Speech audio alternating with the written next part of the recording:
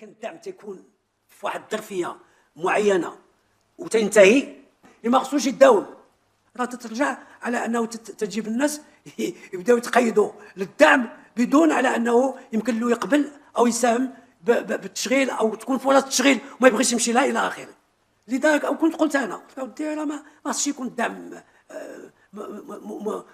متعامل به على طويل المدى، لا خص يكون واحد ظرفيه معينه في واحد الزمن معين وانتهى، والا راه حتى الميزانيه غادي تبدا الهامش الميزانيه غادي يبدا ينقص. اليوم كان هناك ندوه للسيد المندوب السامي للتخطيط للكشف عن التفاصيل عن معطيات تفصيليه تتعلق باحصاء العام للسكان. نتوقف عند رقم واحد عنه السيد المندوب السامي، وهو معدل البطاله في 2024 بناء على نتائج الاحصاء العام اللي وصل ل 21.3%، 21.3 مقابل 16.2% في 2014، يعني في 10 سنوات انتقل من 16% الى 21% بحسب المندوب السامي. واش هذا الرقم لا يبعث على القلق السيد الوالي؟ السؤال الثاني كيتعلق بالمونديال ديال 2030. الاسبوع الماضي تم رسميا منح الشرف تنظيم المغرب. اكيد هناك مكاسب كثيره تجنيها المغرب اقتصاديه بالاساس، وايضا هناك مخاوف.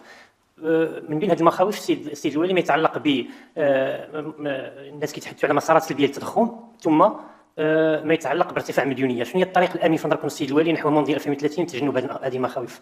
شكرا. شوف نقول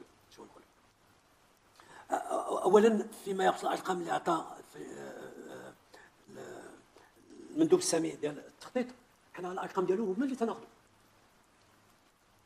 اذا في هذه الامور هذه ما عندي شيء زعما كيف نقول لك لا مارج باش يمكن نقول لك لا هذا الرقم فهمتي. كل اللي تنقول انا وهو على انه راه ما تيمكن لك يكون عندك حل لهذا الشيء ديال التشغيل بصفه اللي هي ايجابيه الا كانت عن الطريقه ديال النمو، وعلى انه ثروه البلاد تتزيد وتتوسع. اما الحلول الاخرى اللي تيصوبوها بعض الدول وحنا في الماضي صوبنا، اللي تكون واحد نوع اداريه او نوع اداري او نوع اللي هو شي اعمال اللي على قدو شي ما تعطيش. لذا العمل كل عمل على انه خص لا القطاع العام ولا القطاع الخاص يمشي في هذا الشيء ديال التنميه. لذا شنو قلت لك انا في الاول؟ انه القطاعات الغير الفلاحيه بدات تمشي في واحد الوتيره اللي هي ايجابيه. بدينا طلعنا كنا تنقولوا حوالي 3، بدينا نطلعوا 3 في 6، طلعنا دابا 3 9 اللي هي الرقم ديال 2025 و2026. خصنا نرجعوا لذاك الارقام ديال ما بين 4 و5، نطلعوا 4 و5. معناه على انه القطاعات في الناحيه لا ديال الصناعه ولا هادو هما اللي خصهم يتبعوا. كاين دابا الارقام انتم شفتوها في الارقام اللي عطيت لنا، اللي قلت لكم في 3 شهور الثالثه ديال 2024 لاول مره رقم ايجابي فيما يخص الخلق ديال فرص الشغل، 200 وكذا الف منصب شغل. لما تقول الخدمات هما اللي خلقوا 257 الف، هذا تيكون القطاع السياحه، القطاع ديال التجاره الى فهمتي، كلهم خص يتدفع بهم، وهذا هو الحل اللي يمكننا نقوله. ولكن لما تتشوف على انه بالنسبه للشباب 16 5 24 سنه انه 50% ومازال الوتيره اول لي. ثانيا لا الظرفيه الخارجيه تتاثر. احنا عندنا مع اوروبا هي مريضه باش نقول ما نقولوا شيء في خير، لانه دابا تخافوا غير الانكماش، ماشي نقص يكون انكماش فيما يخص النمو. شيء بطبيعه الحال غادي يمكن له ياثر سلبيا في هذا الاتجاه. اذا كون طلعنا 16 ل 21 في 10 سنين، الواحد تيبغي يرجع باش يتقدم ماشي في هذه الارقام هذه، ولكن كيف تنقول على انه الاتجاه خصو يكون دائما نتيجه ديال خلق فرص اللي هي زياده في النمو ديال الدوله والثروه ديال الدوله.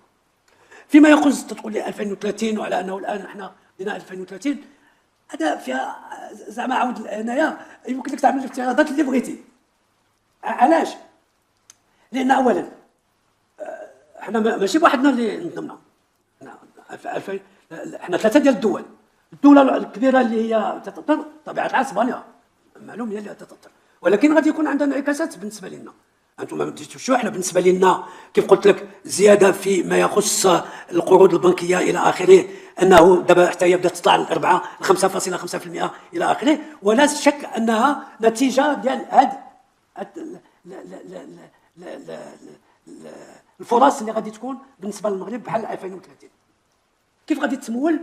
انا تنظن على انه اولا ولا شك من الناحيه الميزانيه غادي تكون لها واحد الطرف ديال الميزانيه ولا شك، ولكن ما غادي تكون ماشي تكون مداخل عاود، ماشي تكون المداخل غادي تكون، لان لما تدخل زياده في النمو عليها مداخل. التي تتزاد مع النمو ديال مع زياده في النمو سواء داخليه او خارجيه. لما تعمل استثمارات راه التي اللي تتجيب بالنسبه للواردات او كذا راه حتى هي مداخل فيما يخص النمو. من بعد راه تعمل الميزانيه ديالك باش تشوف واش رابح واش خسر. صعيب الان في الافتراض على انني نجي نقول لك راه غادي تزيد في التضخم وغادي معناه الا غادي تزيد في التضخم معناه على انه اما ذاك الساعات العجز ديال الميزانيه غادي يكون زايد وغادي تمولوا بتمويل نقدي، ذاك الساعات غادي نقول لك غادي يكون عنده انعكاس من الناحيه ديال التضخم. واما اذا كان على مداخل اللي هي قبلتها وعلى انه ما غادي يأطش من الناحيه ديال التمويل النقدي، نقول لك اودي لا ما غادي يمكنش تكون.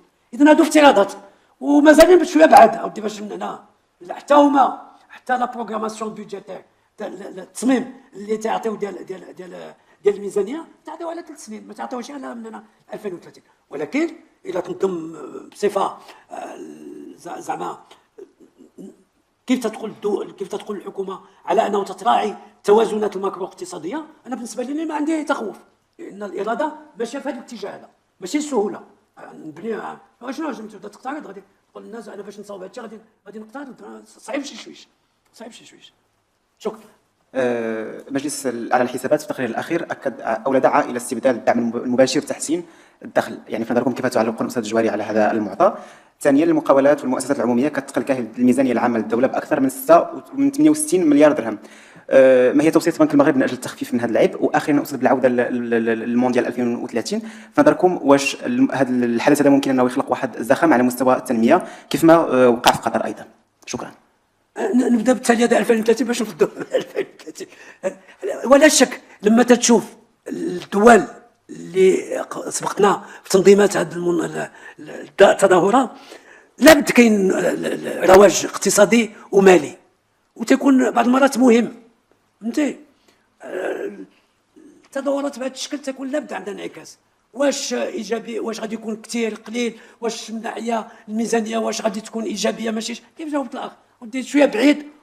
ولكن انا تنظن شخصيا على انه المغرب مشى في واحد الاتجاه اللي هو ذكي بواحد الصفه كبيره، لان اولا عملناها ب3 ماشي واحد، ما عملناش بوحدنا، وهذه المره الاولى فاش تجتمع 3 الدول، المره الاولى فاش تجتمع 3 الدول. ثانيا ولا شك على انه فيما يخص المصاريف غادي تكون على قدر التنظيمات اللي غادي تنظم، ما غادي تعملش اكثر من داكشي اللي غادي يمكن لك تنظم. ثالثا وقت تنظم هذا الشيء اذا استعمل بصفه اللي هي ايجابيه فيما بعد راه غادي يبقى تيساهم في التنميه، ماشي غير تصاوب وصافي او هي هنا كانت التنميه الى اخره. معلوم اذا ما تعملش او ما تصرفش فيه بصفه ايجابيه فيما بعد غادي يكون ثقل، ولا تصرفنا به غادي يكون ايجابي، ويمكن بالنسبه لي يكون ايجابي لان كان عندنا عجز فيما يخص البنيات التحتيه في هذا الميدان هذا، وهذا غادي يلبي الطلب فيما يخص فيما بعد. فيما يخص الهيكله اللي قلت لي او الميزانيه ديال المؤسسات راه هما عملوا لاجونس، هذا الشغل ديال لاجونس من المهمه ديالها هو تنكب على هادشي اللي قلتي، ولان خدات المؤسسات ماشي جميع المؤسسات العموميه، خدات المؤسسات العموميه مارشاند اللي هي تجاريه او صناعيه وتجاريه كون ابل مارشاند. فهمتي خداتها هي ماشي لابد تنوض جميع الدراسات اللي خصها تنوض بها،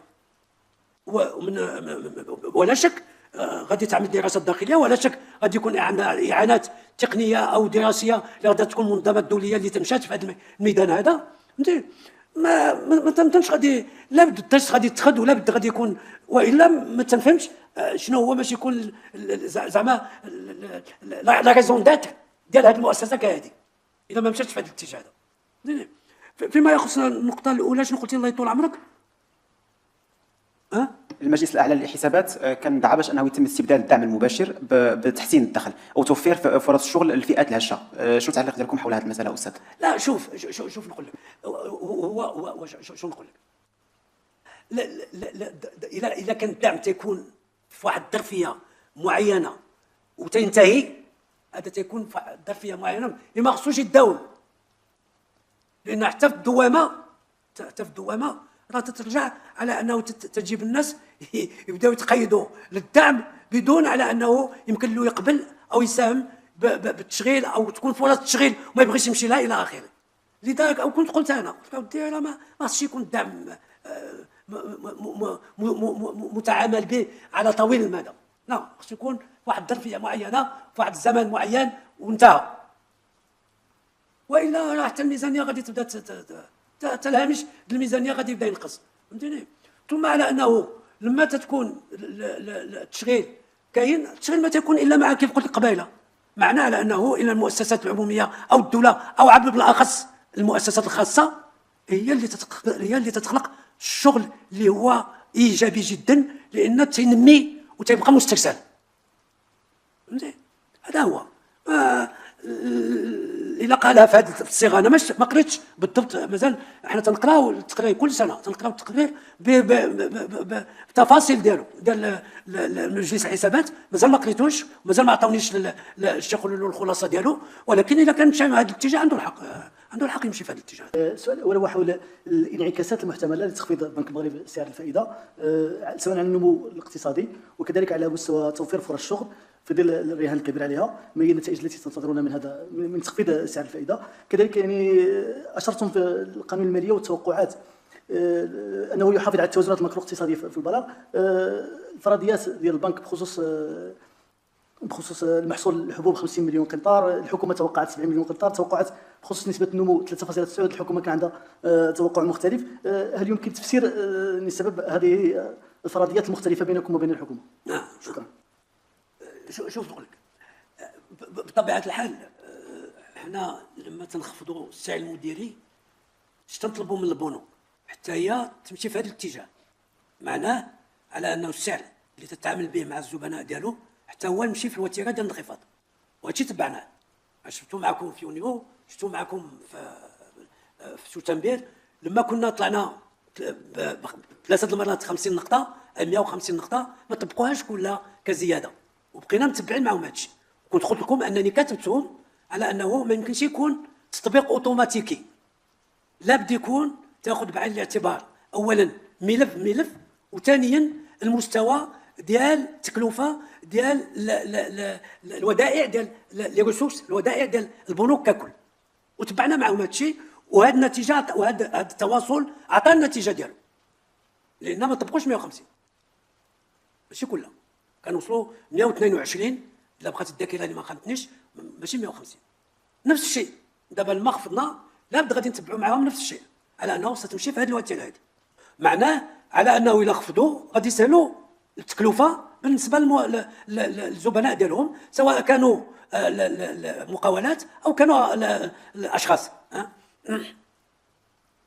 اذن هذا تاثر على التعامل وعلى الكلفه، واذا الناس يمكن لها تزيد في المعاملات ديالها او الاستثمارات ديالها الى اخره. هذا هو المساهمه اللي يمكن تكون بالنسبه للنمو الاقتصادي.